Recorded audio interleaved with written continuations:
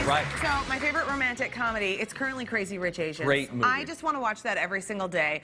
The all-time classic, though, is When Harry Met Sally. Well, it's tough to top that, my goodness. I'm going to go full McConaughey here. Of course you are. How about How to Lose a Guy in 10 Days? Yes. That was a fabulous movie. I love that movie. Oh, it's so That is a good. good movie. It took you the yellow dress Kate Hudson wears. Oh, gosh. It's so good. Dynamite. A new romantic comedy is out, and it's all about romantic comedies. So here to tell us if it's worth the trip, we want to welcome from Paul's Trip to the Movies, Paul McGuire Grimes. Hi, buddy. Hi. All right.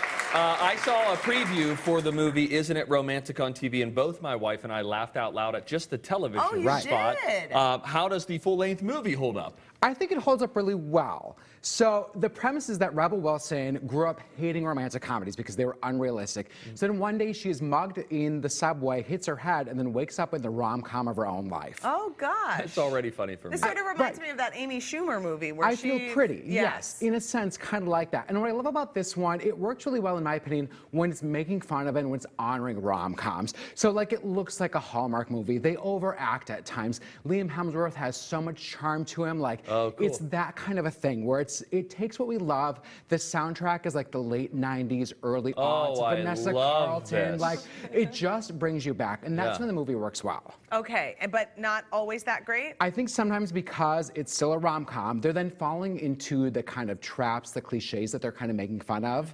And I cared less about the storyline, like her journey, that I probably should have cared more about. Okay. But she and then Adam Devine have really great, cute chemistry together. They were a couple in the Pitch Perfect movie, so it's kind of good to see them paired together again. Okay, so this is fun. I like knowing about this because this is probably not one that I'm going to go to the theater and see, but if it pops up, you know, later to watch or stream or something, I think I will. A rainy day at home. Yeah. Love it. You'll be laughing. Good. Yes. Okay, movie ticket 3 out of 5 ticket stubs. Yeah, it's enjoyable. It's light fluff. What do we do here? Sorry. Yeah, ticket stubs, yeah. What do you think of it? All right, let me ask you about a couple. It's the Shamrock Shake. Shamrock Shake, guys. She guzzled it. Minty high.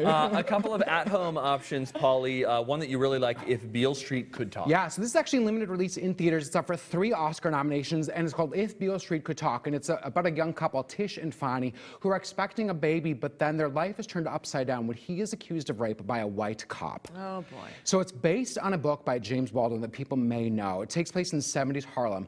And it's from the writer-director Barry Jenkins, who did Moonlight a couple years ago. And the great thing about this is that he trusts his audience. It's heavy, but he doesn't show the heaviness.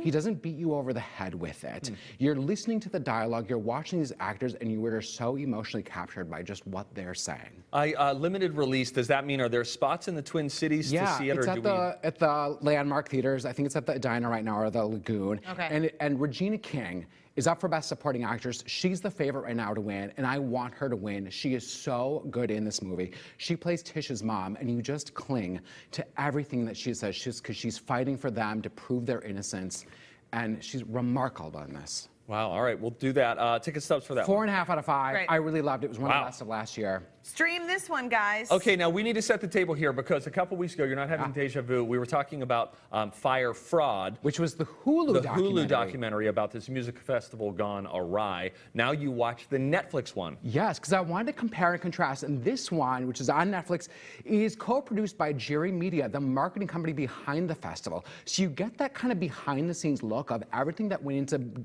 putting this festival up and how it was kind of imploding. This is the one that we saw. I saw this. Steve, you saw it too. Yeah. And it's good to see 2 documentaries about the same thing, but take 2 very different angles in what it takes and what it must have been like to work for Billy McFarland, who set this whole thing up. Okay, rather than just having you say, you know, I'm sure Hulu shows you one thing, Netflix shows you another, you can only see one. Which one should someone see?